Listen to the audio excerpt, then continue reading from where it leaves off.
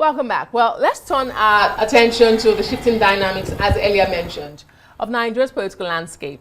As I told you, in Rivers State, the governor, Fubara, has resigned from the PDP and pitched his tent with the governing APC. He accuses his former party, the PDP, of failing to protect him during a political crisis that saw him suspended from office for 6 months. Miles away, in the southwest, Osun State, the PDP faces a similar setback as Governor Adeleke defects to the Accord Party, even as a Kabiru Turaki-led PDP delegation meets state chairmen and National Assembly caucus members in a bid to stabilize the party. But the question is the race to 2027 already reshaping Nigeria's political landscape? And for more on this, we have joining me in the studio a communication expert and Deputy Dean of School of Postgraduate Studies, Bayes University, Abuja, Professor Adeniyi. Why do you chuckle? Did we get it wrong? Completely wrong. Oh, that was my position almost 3 years ago. Oh my goodness! We just set you back. We do apologize for that. What's the current designation now? It's fine. Professor of Communication, Bayes University. That's great. Right. That is what it is. Professor of Communication is great. Well, also joining me is a political and public affairs analyst, Dixon Iroegbu. Welcome to the program. We did not miss that one. You. No, but you missed the part of my being a member of the People's Obviously, a member of the People's Democratic Party. I did not miss that one. I was going to bring it in anyways, because this has to do with your party, and I'd like to begin with you. Yes.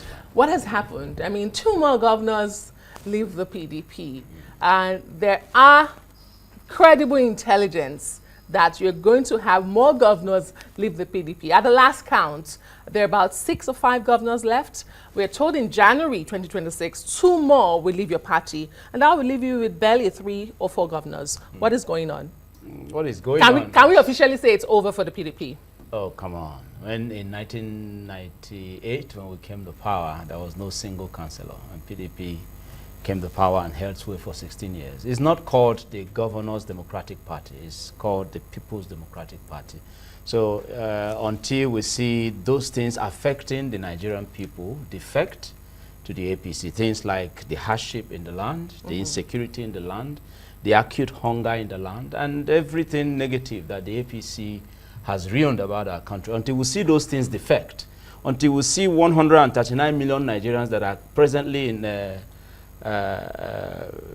acute poverty and all that, until we see them defect, then we can now say maybe it's over for PDP. But you see, PDP is on the path to rejig itself, rebuild, and indeed reposition itself to winning ways. Because indeed, in 2015, all that we did for 16 years, building the nation and living a wonderful economy, an economy worth over $550 billion behind and all of that, everything we left behind, APC has bungled. So there's a need for us to come back, just like we did in 1999, to rejig the system and rebuild our nation and put it back on track towards the greatness it ought to have, because APC has balkanized the nation along ethnic, religious, and all of that. So nationhood is missing. Those who are defecting, what you should ask yourself is, the governors who have so far left, as a journalist, what is it about the party they are moving into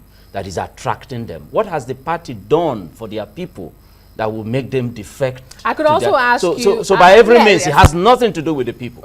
Yes, I do agree. To that extent, I agree. But I could also ask you, as a politician, what is it that the PDP is doing that is making them jump ship? But let me come to you, Professor Adeniyi. They say religion is the opium of the people, but it does look like politicians have their own special opium. When you listen to PDP members, they paint this picture of some phoenix rising from the ashes, what we're about to see.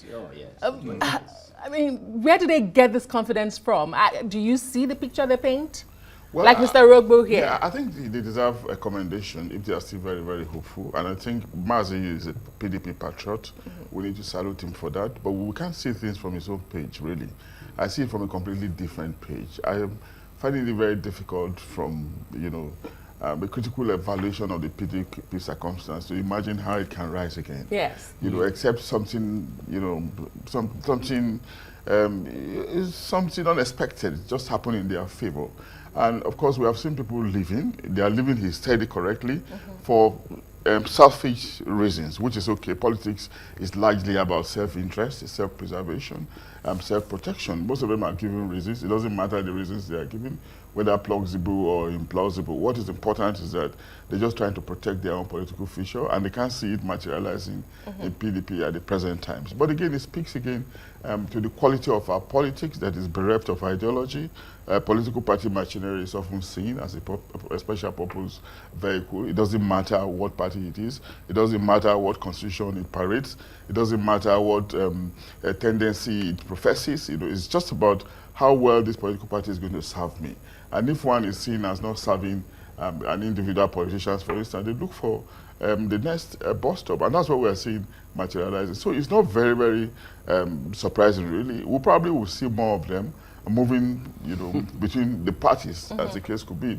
And if it does happen, well, we'll just keep looking at it, because again, it just tells us that our politics still lacks soul, conscientiousness, you know, where people are people-centric, where players are people-centric in their orientation, where ideology, you know, reigns supreme, and of course, where they are also concerned about their character and principle, and of course, political, philosophical predilections. Those ones are missing, and we are seeing it practically playing out. PDP is a victim today. It might also be APC tomorrow. And I made a point yesterday. We are seeing PDP, APC, for instance, receiving lots of people into their midst. It might cause some contradictions in the future, because, you know, it can create crisis of management. Implosion. And it's some kind of implosion. We have seen it happen in the past. It happens. PDP is witnessing it now. It could be the turn of APC tomorrow. Okay. I will begin to see the shift. But what is important really is the preservation of the democracy that we're in. That's very, very important. I mean, it will develop some kind of self-correcting mechanism that will grow the system and consolidate our democracy. Mr. Iroegbu, I mean, when you hear River State Governor Fubara say your party failed to protect him when he needed it the most, and this is not the first time he's alluded to that. In the beginning of the crisis between himself and his predecessor, he did highlight how he was left alone by the PDP.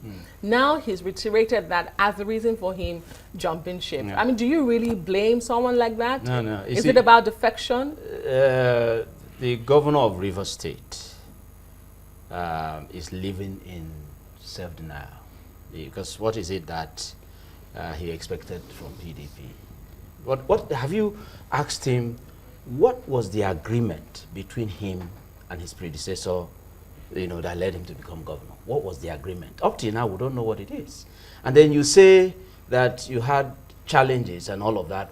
Who was responsible for the challenges? The people you have now run to their domot, to their camp, they were responsible. The president was directly involved in the suspension, you know, and then the minister who was destabilizing everything that he was doing in his state is working for the president and all of that. So directly, the president plotted all of this alongside Nyesom Wike and all of that. And I hope that Nyesom Wike has not been thrown under the bus, because it appears so that he's homeless at the moment, because if the governor is now claiming to be the leader of APC now that he has moved in the state, that means by the time we hope that Nyesom Wike will join them in the APC, he will now at least now see that he has a leader. When he came on board as governor, the structure of the party was given to him, that is the governor.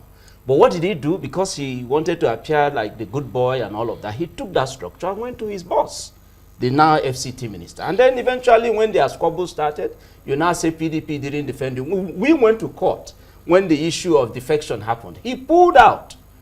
We withdrew. He had a meeting with the president, signed away his powers. You know, everything about the office of the governor was thrown to the dogs. He signed it out, signed it away, and said PDP didn't fight for him. We fought for him, but he unfortunately showed that he's lily-livered. Politically, he's probably finding his feet now, but at the time he came on board, he had no idea what politics was about. So the structure of his boss was the one, you know, still moving him. Maybe he wants to get his own structure now, but he should stop looking for PDP to say we didn't fight for him. How do you say he signed, his governorship? Did that agreement? But also, how do you say that agreement that he had with the president? Yes. alongside other leaders of Rivers State. If you were governor, would you sign such? When we read it, we were appalled. But one of the controversies, or one of the issues between both men, that's former Governor Wike, Minister Wike, and Governor Simi Fubara, was structure. Yes. Political structure. Yes. Because Wike kept saying he wants to control the structure of the state. So, but you are saying that Governor Fubara signed away the structure. No, we did. I'm telling you, I'm a member of PDP. Okay. When he came on board as governor, because naturally, the governor of a state ought to be the leader of the party in the state. So the structure of the party was given to him, but he wanted to show good boy. And then took it straight up to his predecessor to say, Oga, whatever you determine for me, it will fly. And then when the man decided to grab it all and run with it, he started crying foul. But now he has joined the people who destroyed everything about it. You should not mention PDP as not fighting for him. He has ruined everything about everything about what we gave to him to govern in Rivers State. So it has nothing to do with blaming PDP. And he also lost one state. I mean, what was once described as the powerhouse of the PDP Rivers State. Professor Adeniyi, it's the people, not the individual. Well, governors. time will tell. Yes. Professor Adeniyi, do you agree with his submission when Governor Fubara says, I was left out in the cold by the People's Democratic Party? At all. When you also consider that the quarrel was between two members, supposed members of the PDP. One working for APC. And it doesn't matter. He's not the first person to work for a different political party. But the party could not settle the squabble. Do you understand Mr. Fubara's dilemma here to say the PDP left me out? That's why I said something earlier that it doesn't matter the reason they give. They could even say because the day is not bright enough, so they are moving to another party. What matters is that the primary intention is that they wanted to move. Exactly. But you can also see within the circle of the migrants, those who are moving from one place to the other, that what is utmost in their mind is self-preservation. Yeah. And in the case of the gentleman in Rivers, we know how he emerged, how he became governor. We know all his travails over in the last couple of years. We also know that he's actually struggling, in my own opinion, from the way I see him, struggling to get a footing as governor of Rivers State. And in recent weeks, we saw that members of the State House of Assembly, they defected. And we also know that there's a powerful person in Abuja who can call the shot, who can press the throttle whichever way he wants, and he will kowtow, So I think he was just looking for a safety net, a kind of safeguard, and he just thought that APC might be it. So whatever reason he was, it doesn't matter. It doesn't really matter. It's just a matter of convenience. Gentlemen, I do apologize, but we're really pressed for time, and I want us to touch on Osun State. Let's flip over to Osun State. Yeah. Did you see Governor Ademola bucking the trend of going to Accord and not the APC as everyone else has done? Professor Adeniyi, you. Yeah. And then, is 2027 beginning to shape differently? Yeah. Okay, two questions in one. Yes. For Osun State, I think that it was just, again, being calculative. He just thought he would have gone to APC, for instance, but he just thought that there was no vacancy for him there. There was no guarantee because Osun parades very strong candidates on both sides, And he's a very strong person, no doubt, an incumbent. And he's just imagining that there are people who would challenge him if he had moved to APC and wanted to run on for the governorship seats on their tickets. They were challengers. There was no clear road for him, in APC. So he just thought that maybe Accord Party will be it, and he defected and he went to Accord Party. So if the doors were open in APC, like in the case of Obaseki, between APC and PDP some 2-3 years ago, he would have done that. But again, to the second question, whether things are shaping up. Of course, all these are towards the election year that is fast advancing. By 2026 now, I'm sure governance, yes, it has been affected largely now, but it's going to be more affected next year. And of course, it's going to be even more so in 2027 when the elections proper will actually be holding. Mr. Iroegbu, the idea that politicians think that political parties, though being the vehicle, are the alpha and omega and not the people. Because one wonders, if the governor performs and the performance in delivering good governance, should you not be worried about the people's votes that you have in your custody transferring to another party? But Accord Party, did you see that coming? And 2027, has it finally shaped up, or is it too early? We knew that with the challenges the governor of Osun State was going through. Remember the withholding of the local government. Did you help him as a party?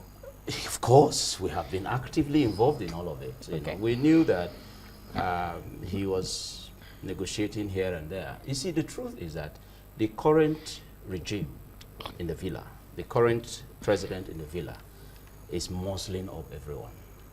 There's also the allegation, the rumor of inducement and all of that, of all this. So that's why I asked, what will you say a governor who was elected under a platform and he's doing very well and all of that, what will you say the APC has done that is attracting them to go to APC?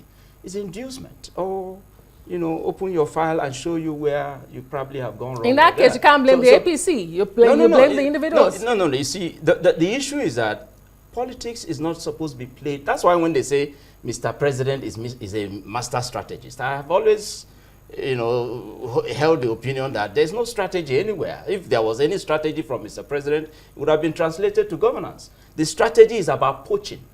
So he's a master poacher. He poaches, and that's why all of them, the so-called political elites, are moving into his camp. But they will be shocked because, like I said earlier, until we see hunger defect, until we see insecurity defect, until we see these challenges that the nation is faced with defect to APC, then we can now begin to maybe feel like, oh, we're scared, PDP may go extinct. But because there is no end in sight yet, they will be shocked that 2027, as you paint here, the people of Nigeria will face the APC. But what we are doing in the PDP is to put the right platform available, because for us, it's always been about the people, because it's called People's Democratic Party. And like my chairman said, our chairman said today in Osun State, he said that they are returning power back to the people. That's what we need to do.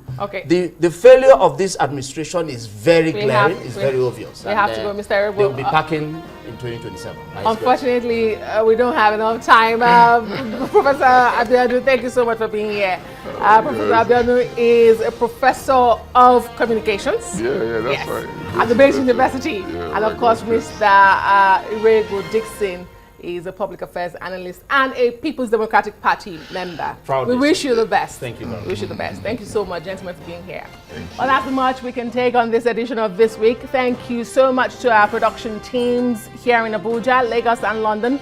Do join us same time next week for another exciting edition. By then, hopefully, Sumner Sambo will be back. I'm Adesua Moran. Bye-bye.